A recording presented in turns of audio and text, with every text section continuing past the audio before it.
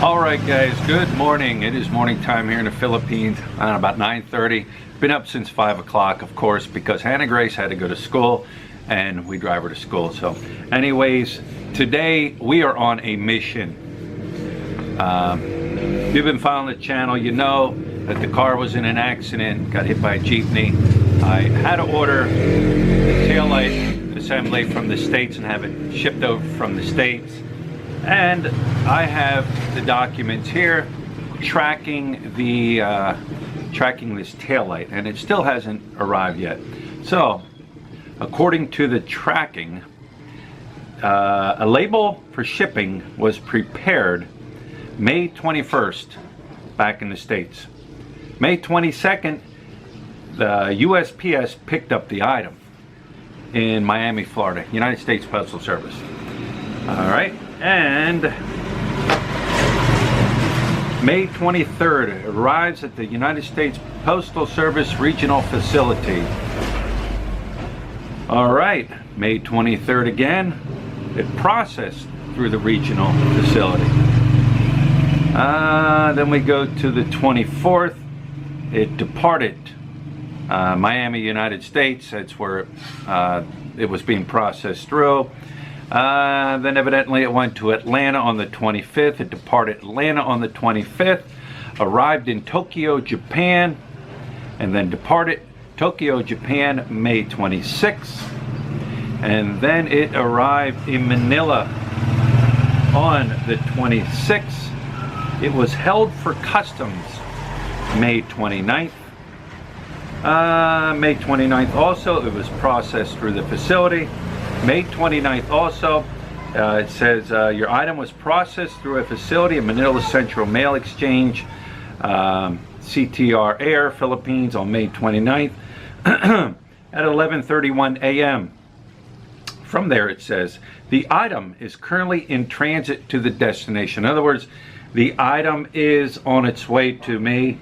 It says in transit, May 29th, from Manila Central Mail Exchange. So, here we go again. Your item was processed through a facility in Manila Central Mail Exchange here in Philippines on May 29, 2018. The item is currently in transit to destination. So that means it's being transit, from what I'm understanding, it's in transit from Manila up here to Angeles City. So that was the 29th. Today is what day, Lot? 5th. So you got 29, 30, 31, 1, 2, 3, 4, 5. A week. It has been in transit for a week. Even if you carried it from Manila and walked it up here, it would be here by now. I never had this problem before.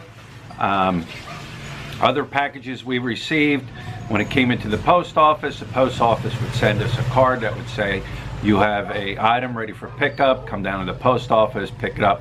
We would go down to the post office, present our letter, our little slip to them. They would get our mail, we would sign for it, and we would take it and leave. End of it all. So, we are heading up to the post office today. We got to head up to Mabalacat City Post Office. Never been there. So, that's what we're doing today. That is our goal and our mission, to find out where the tail light is. That is now 7 days left Manila to come up here. So, we'll see how this works out. Alright guys, we're up here now at Mabalacat City. What is this? Mabalacat City. Well, it's the post office, but it's City Hall too. Up here at the City Hall. And the post office is located inside Mabalacat City Hall here. In case you ever need to come up here. Of course, it's up MacArthur, but let me show you here. This is it right here. Mabalacat Town Hall. Mabalacat Town Hall.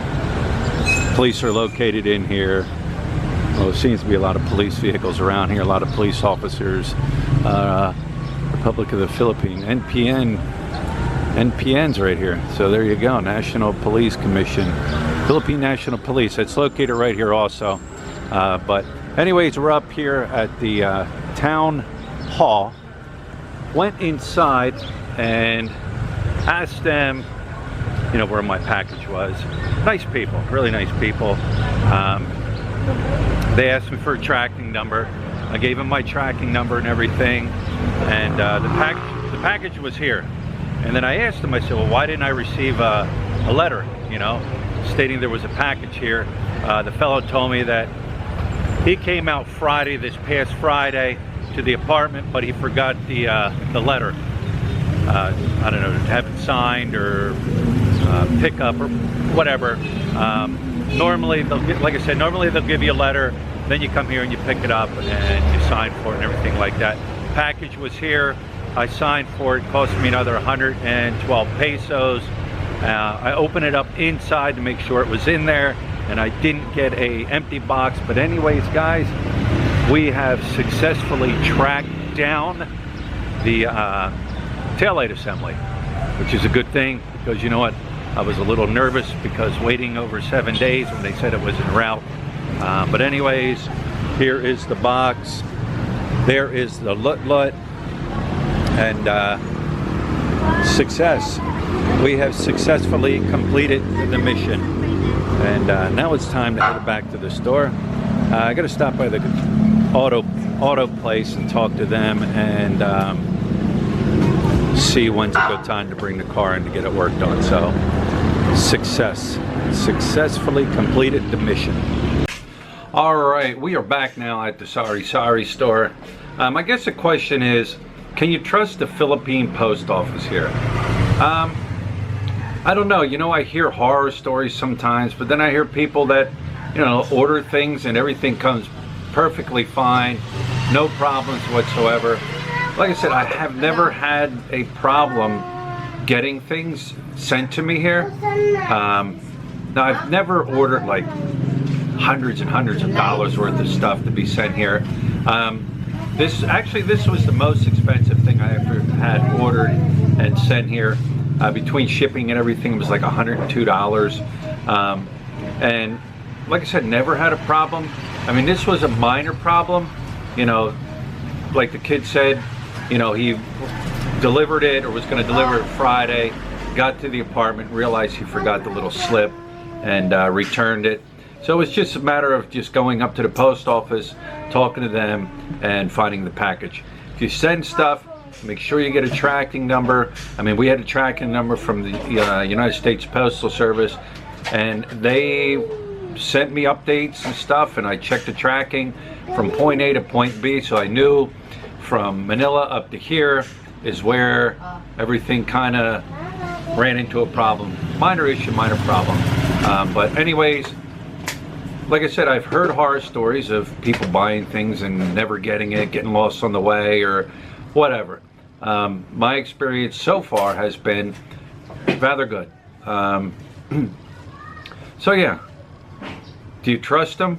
Yeah, I guess you can until you have a problem. So anyways, here's the problem. I do have a problem.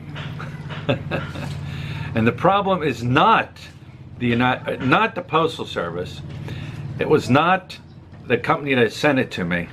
The problem was right here with me.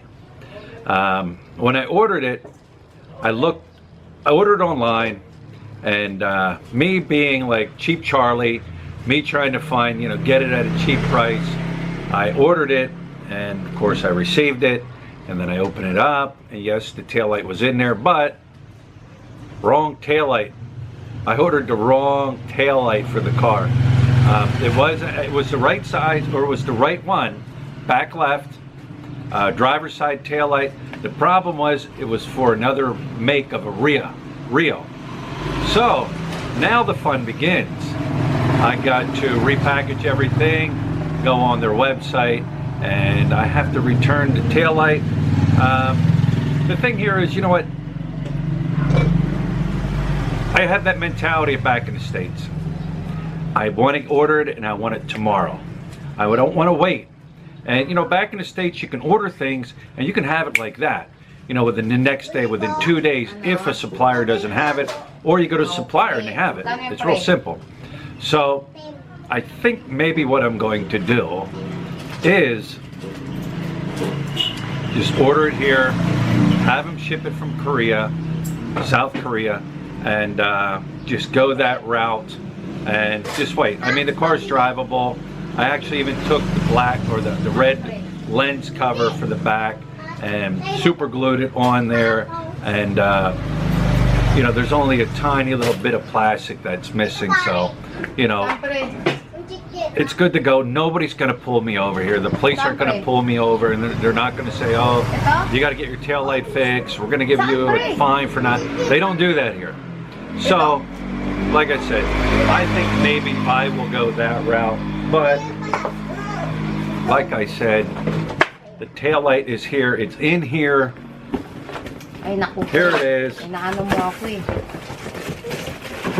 don't think I'm kidding. Here it is. Just the wrong tail light for the Kia. Like I said, it is a Kia tail light, just not for my car. So anyways, there it is, guys, and time to I don't know, I guess just get it shipped here from South Korea. Use the mailing system. Spotty guys here. I'm gonna get a price, and we'll just go from there. So, yeah, I can only blame myself for this one. All right, guys, I'm at the eye center right now, and I'm getting my eyes checked. I bought contacts here in the past, and I need to get some new ones. So anyways, that's where I'm at right now. I'm at the eye place. It's called, what's the place called, Lut? What's the place called? Ideal Vision. So if you come up here to Clark, they'll do an eye test for you free of charge. But I'm up here at Ideal Vision, and I'm getting my eyes checked, and going to be ordering some more contacts. All right, I wanted to show you this really quick. Yesterday when Lut was at the market, she picked up a big bag of oil for 50 pesos. Now Lut is telling me that oil is kind of expensive here. I really don't know because I don't shop. She does all the shopping. And you know, we do sell bigger bags of oil here. But what she's doing is she is making little bags of oil. Show them what I'm talking. Show the oil. Yes. Like little bags like that. She's bagging up oil. And what she does is she sells these little bags for 5 pesos. A lot of times people just want oil, but they don't want to spend, you know, the money for a big bag of oil, so they'll purchase these little bags of oil, and you know, she'll get 5 pesos for that, you know, enough to cook like a meal for the, you know, for the evening or whatever. Like I said, she picks them up for 50, and by the time she's done bagging them all up, she gets what, 26 bags? Yeah. Like 26 bags out of that. And her profit on that is, how much did we figure out? 80 peso profit on a 50 bag of oil. So that's pretty good. I mean, here they are on the shelf right there. And like I said, people come up and just get that little bag of oil. And we're doing it with garlic also. She picked up a bunch of garlic cloves and stuff, and she'll break them up into single cloves of garlic, put them in a bag, and sell just 1 clove. What's the profit on that? What do you sell them for? 2 pesos. 2 pesos. Like 2 pesos, and you pay how much for a clove? 80 pesos for one of these? No. Yeah. Per kilo. Per kilo. So I don't know what it is, but anyways, we also do that with garlic. You know, people just they don't want to buy the whole entire clove. You know, maybe they're just cooking a meal for the night and they just buy like 1 clove and 1 bag of oil. But yeah, I thought I'd show you guys this. You know, a little bit of profit on every little thing we sell.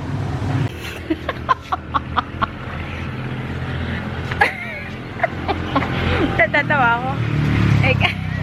Ay, naku mo, never mind. Natatawa ako eh. Hey guys, we got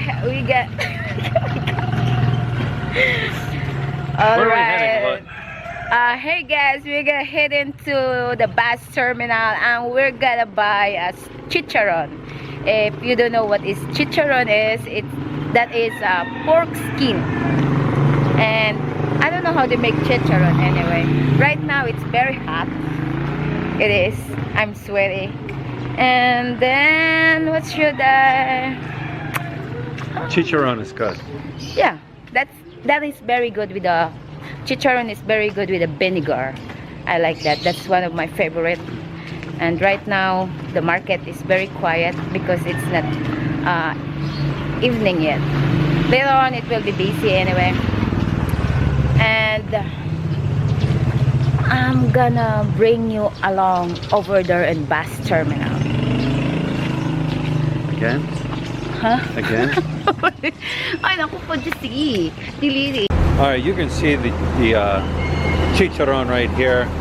Like they all sell chicharrón. Like this stand, like every stand sells chicharrón down here. It's just a matter of what kind of chicharrón you want. They got different kinds. They got spicy. They got chicharrón from different parts of the Philippines. Where's this come from? Bulacan, right? Yeah. And we got a what do we got? We got this. This is special. It's thick. It's meaty. It's good. Trust me. So we're gonna head back to the store and we're gonna eat some chicharrón. Guys, remember this car? A couple months ago or a month ago, sitting here with the tires and everything on it. I mean, you can see it has been cleaned out. Front windshield's still on it, but man, is it gutted. They gutted this out. They're actually building another car with this car here. All right, guys. So here is the chicharrón. You can see it's big, thick pieces. This was special chicharrón. The girl said it's because it's more meatier and it's a lot thicker than just the regular chicharrón. I think we paid 150 pesos for it, and that's the standard price. That was the going price for it because I asked other vendors here how much they were selling for, so it was 150. So now it's time to enjoy some chicharrón. All right, guys, I'm gonna wrap this video up. It's been a good day today, another hot day, but yeah, got some things accomplished, and tomorrow's another day. Journey continues. Right now, me and Lut, we're gonna enjoy some chicharrón, some pig skin. So time to eat some pig skin. I like mine in vinegar.